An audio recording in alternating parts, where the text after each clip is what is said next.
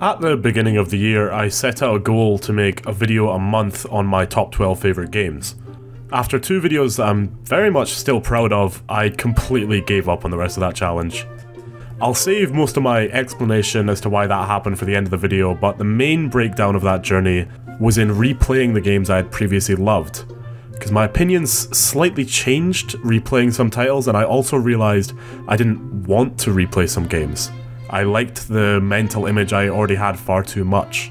So instead of going back to play a bunch of old favourites, I instead embarked on a journey to beat some new ones. Today is hopefully my birthday as time of recording, and exactly 1 birthday ago I started taking down and writing about all the games I beat. And a year on from that, I have a list of 16 games that I beat in 2023 that I would like to talk to you about. To make it a bit more interesting, I'm also putting them all into a tier list. I've timestamped each game I speak about in this video, so if you want to hear me speak a little bit more about any of them in particular, you can check those out and skip back and forth if you'd like. You'll notice the top tier on this list is labelled Masterpiece.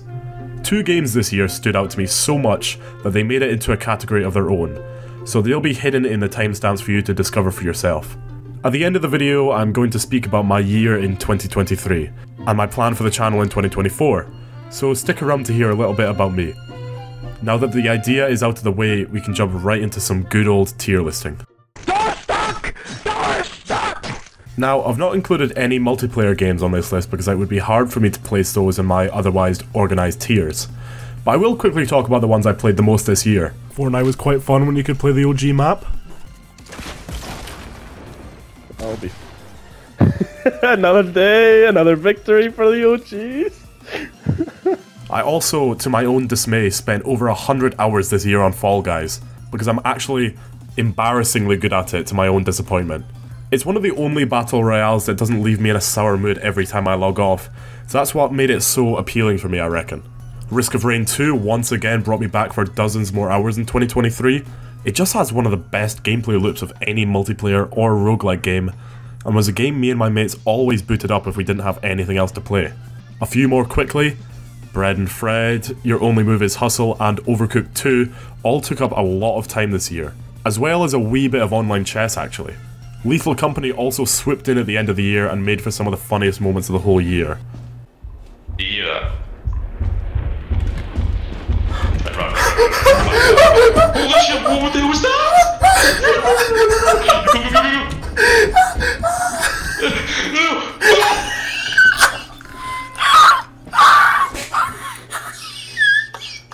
And that was it for the most part, so let's get into the actual tier list now.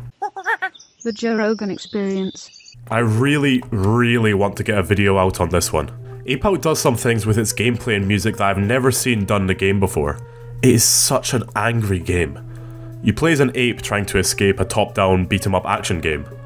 When you hit someone into a wall or use them to shoot someone else, there's this great big clang of percussion that just makes everything so primal and intense. I'm quite a big fan of games in this style. The top-down action gameplay loop always feels very stimulating to me. But Ape Out really sold me on it this year with its score and style, even prompting me to go back and explore some of the genre staples, such as Hotline Miami. Definitely one to watch out for on this channel. A tier. To give this game the highest praise it can get, I have to start off on a weird foot. Hellblade: Senua's Sacrifice caused the most discomfort and shock in me of any game I've ever played. Hellblade is a dark fantasy experience set in Celtic legend. You play as Senua working her way through Helheim in search of her lost lover. Senua believes she suffers from a curse. This curse takes the form of voices and hallucinations plaguing Senua's senses. The studio behind Hellblade worked with top neuroscientists and organisations to portray Senua's mind as that similar to someone with psychosis, and I can confidently say it really shows. I think I set a new personal record of consecutive "oh my gods" said in a row during several sections of the game. I called Hellblade an experience instead of a game because it completely took over my ears and eyes until I saw nothing else except it while playing. Even the space around my monitor began to slip away. It was an audio-visual masterpiece. The only thing that lessened my experience with it was the repetitive puzzles, but I was able to overlook that a majority of the time due to how encapsulated I was from the start to the finish. B tier.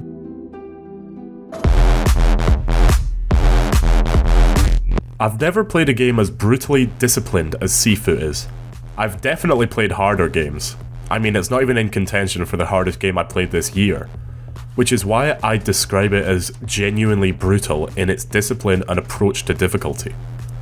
See, Sifu is all about revenge, redemption, and kung fu. On your path to avenge your father, you take on multiple levels in order to take out those who ended your father's life when you were a child. Sifu could be compared to a roguelite, but it has a very unique approach to its death cycle.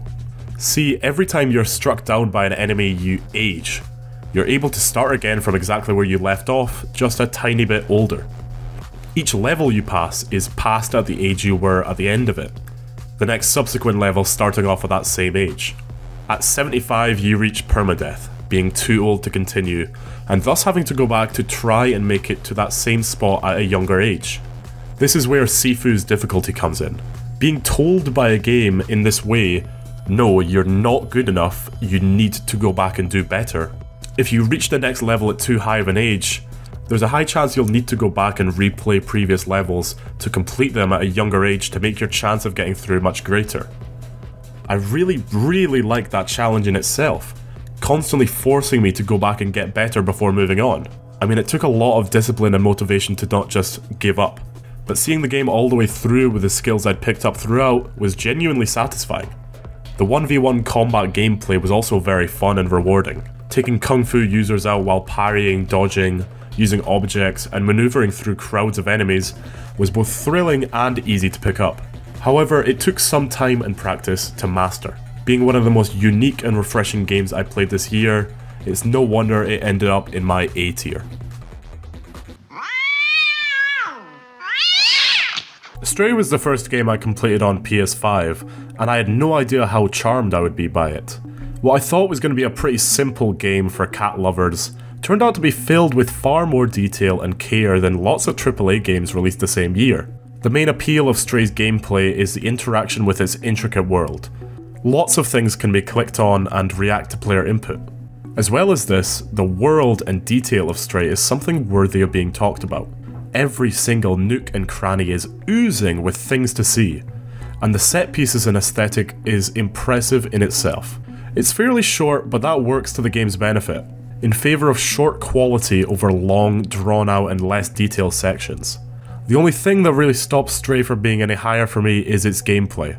Now, I do think the gameplay works well for the type of game Stray is, but I found myself losing interest in it quickly, just wanting that bit more. A lot of the time it doesn't get much more complicated than pressing a button to automatically jump to another platform.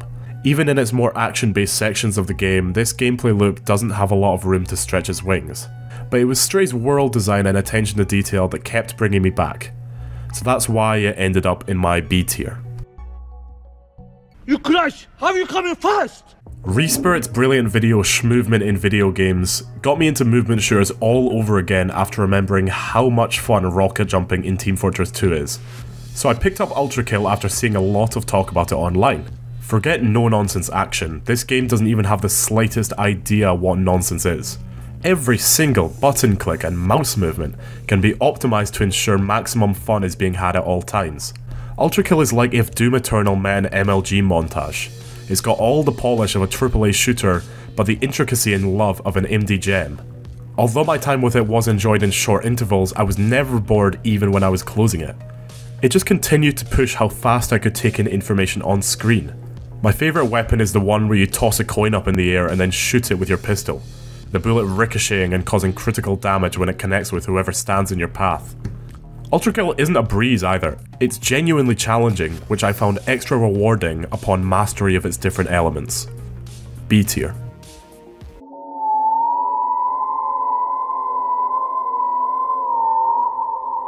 Faith happened in 3 parts for me. The first part was before playing the game. I saw some visuals from it, saw that it was an Atari-style horror game about religion and demonic possession, and decided I really liked it before even playing. The second part happened during my playthrough. I really couldn't get behind how annoying the gameplay loop became. I found myself getting repeatedly frustrated by annoying elements and constantly dying and losing heaps of progress, though the story and animation saw me to the credits. Finally, the third part, months after completing the game, where I still find it haunting my mind, oddly enough growing to love it more and more each day. Look, I still find a lot of faith to be tedious. It's really going for that Atari-style gameplay, and I can respect that. But due to that, it's accompanied by a lot of tedious sections and stupid game overs. Something like that would normally cause me to miss rolling credits. But oddly, I kept coming back for more hours. It was the incredible atmosphere, story, and timing that kept pulling me back in. The tense highlights of Faith's runtime washed every single gripe away, revealing true horror underneath. It felt like anything could happen at any time, yet it continued to catch me off guard and outstand me with its powerful moments. While my gripes with it are still remembered when I look back on it, I still praise Faith and Airdor for doing something completely different in indie horror, and would absolutely recommend it to anyone willing to give something different a shot. C tier.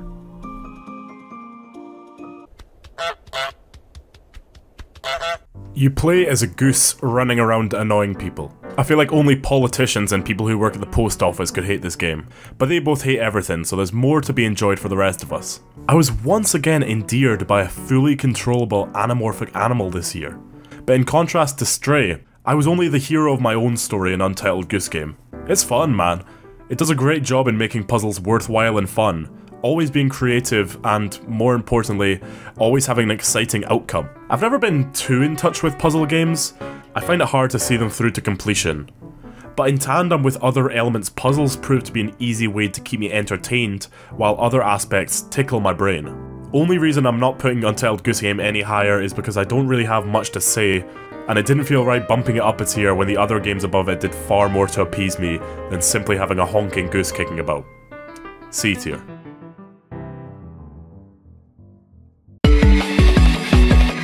Hell yeah, baby, this is my type of game. Neon White is a movement-based kind of shooter, kind of platformer, overall mentally fast first-person speed demon.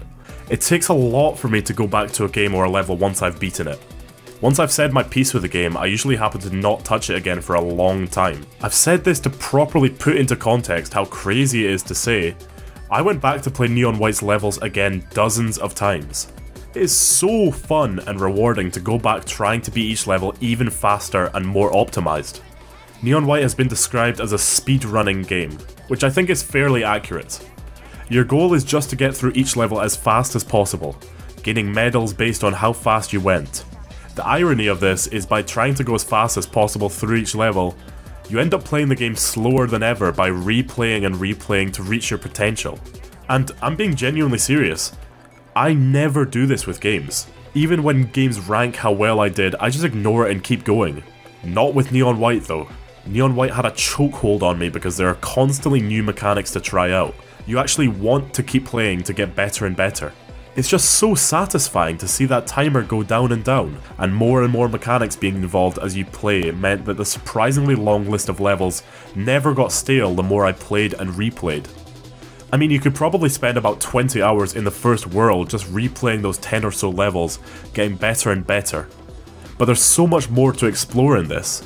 And then they show you the hints on how you can do things even faster than you thought they would intend. And then you realise the developers literally want you to go against how they intended you complete the level, so you could show them how fast it can be done.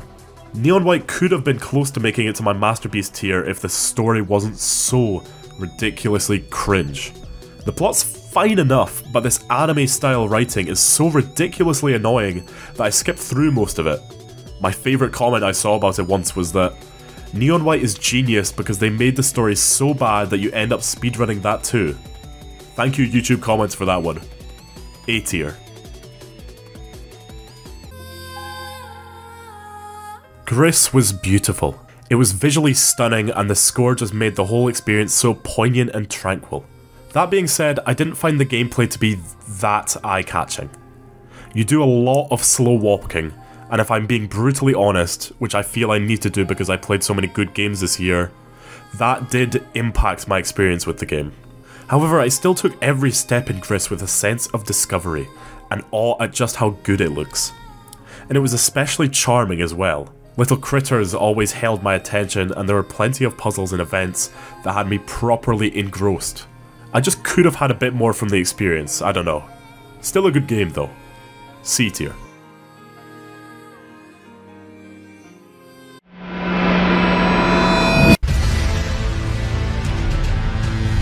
I mean, who could have guessed that someone who played all the way through Elden Ring this year would have it as a masterpiece in a tier list? I'll try and begin this by saying something I've not seen a lot of discourse about so that I don't fall into the pile of other videos about this game. I think Elden Ring is a very important game to play because it recontextualizes the way to think about difficulty and overcoming it in other games, and also how developers treat it. This goes for any Souls game in the same way. The influence FromSoft has over game developers is incredible, but it just totally changed how I started to think about other difficult games, a category of games I hadn't really previously been into. I wasn't really sure how far I wanted Elden Ring to push me. I knew I wanted to beat it, but I didn't know how much it would take out of me to do that. However, I had my brother's insight on the first few hours of the game, then the next 50 hours ran on pure enjoyment. I got addicted to the challenge, addicted to getting that little bit further, addicted to 5-hour play sessions. And actually, the thing that happened that I was the most surprised about is that I started recommending this game to everyone I know, even knowing most people I said should play it wouldn't enjoy it at all. Yes, everyone has already sung their praises about Elden Ring, but it really doesn't take away from how good this game is on an individual level. The atmosphere, the combat, the world design, the music, the story, if you can be bothered to read about it. We are genuinely talking about a game of the century here.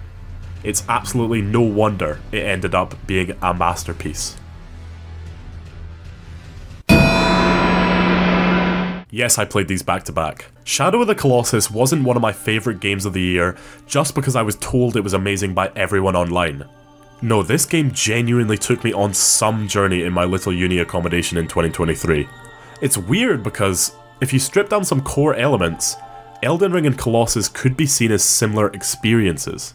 You explore an open world, taking down huge monsters on a quest to acquire a maiden. But Shadow of the Colossus was an entirely different experience from the masterpiece I had just played.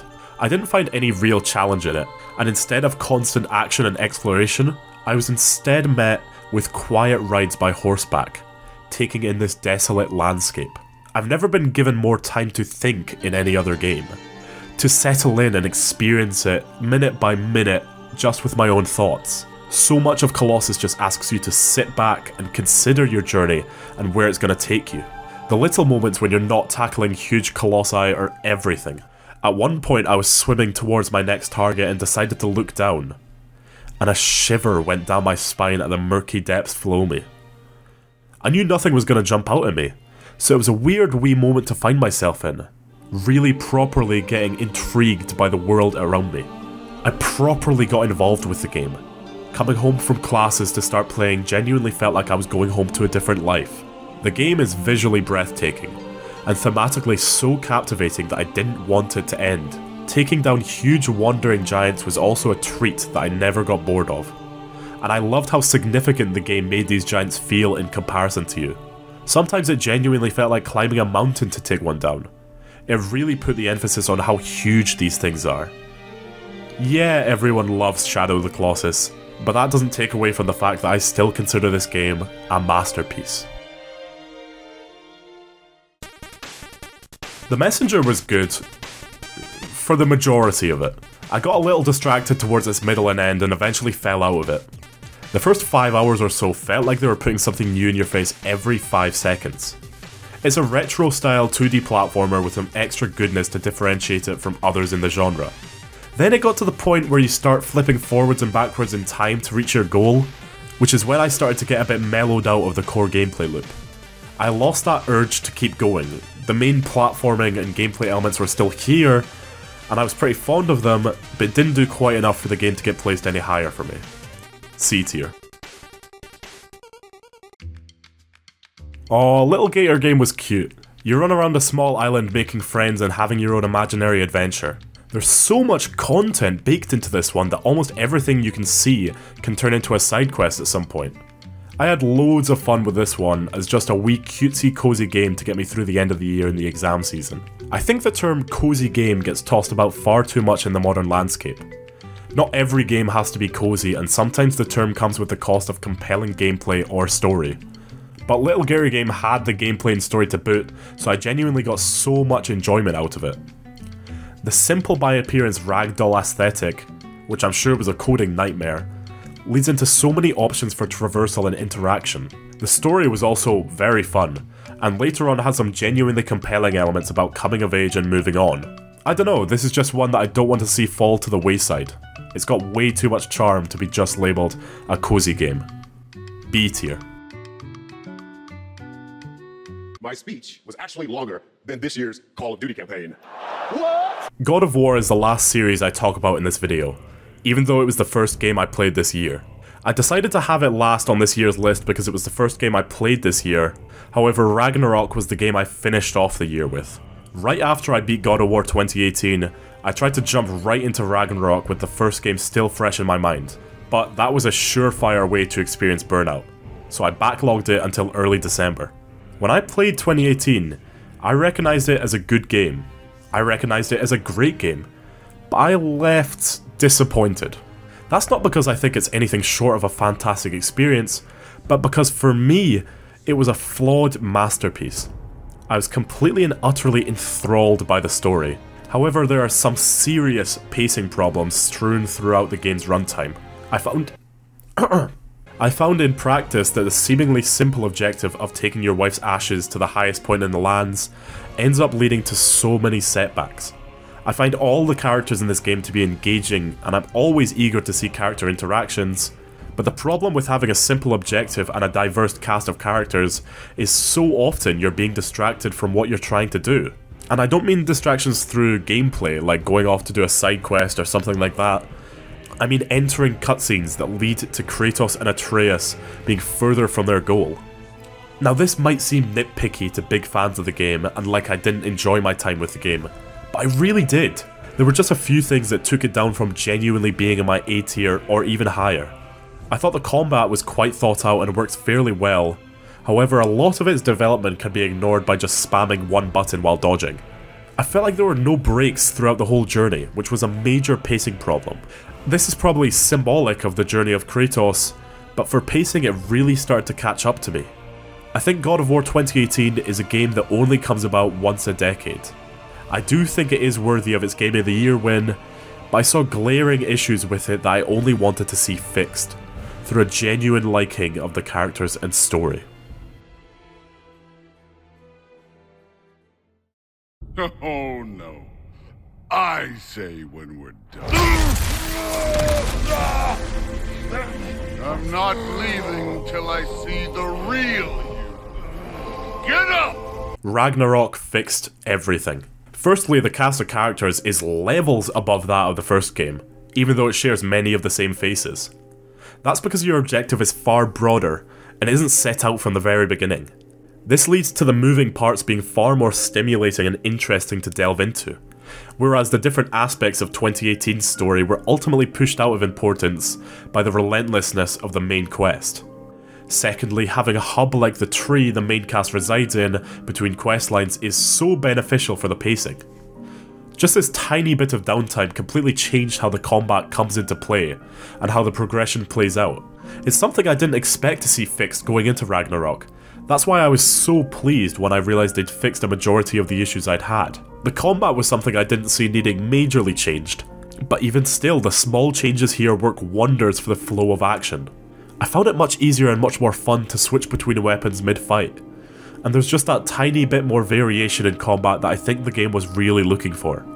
I think it's important to mention my gripes with God of War 2018 because they're so wonderfully improved upon in Ragnarok. It's a great example of a developer finding what works and what doesn't, and truly making a difference. God of War 2018 lands in my B tier, and Ragnarok climbs up to A tier. And that's my wrap up for 2023. I managed to not play a single game this year that I didn't enjoy, so it's a pretty positive list. Go check out some of these games if what I said interested you at all. I promise they're all worthwhile experiences. If you've stuck around this long, I'm hoping you want to hear a little bit more about the future of this channel in 2024. If you've been around for 2023, you'll know that my plan to release a video a month on my favourite games didn't really pan out. And there were a few reasons for that. Firstly, I shouldn't have set those deadlines on myself in the first place, because I turned this passion project into a job far too quickly, and ended up burning myself out nearly instantly. Secondly, when I went back to play my favourite games for footage, I found I didn't really want to replay a lot of them. I didn't want to tarnish the image of them I already had in my head, so I just decided not to. I definitely should have put an update out about that, so I'll say here now that I'm going to start treating this channel as more of a full-on project than it was before. Even if I'm not on here making videos every few weeks or so, I'll be putting out updates and staying active on Twitter and Instagram as much as I can, so you guys know what I'm up to. I really want to take this channel as far as I can, but I went about it the wrong way. It's my passion, and I should be treating it as that, not as a chore. I can't wait to share with you all what I've been cooking up this year.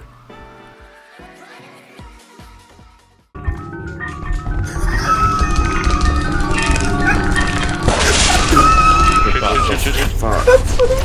Oh no. Speak now. Run. Fucking fine.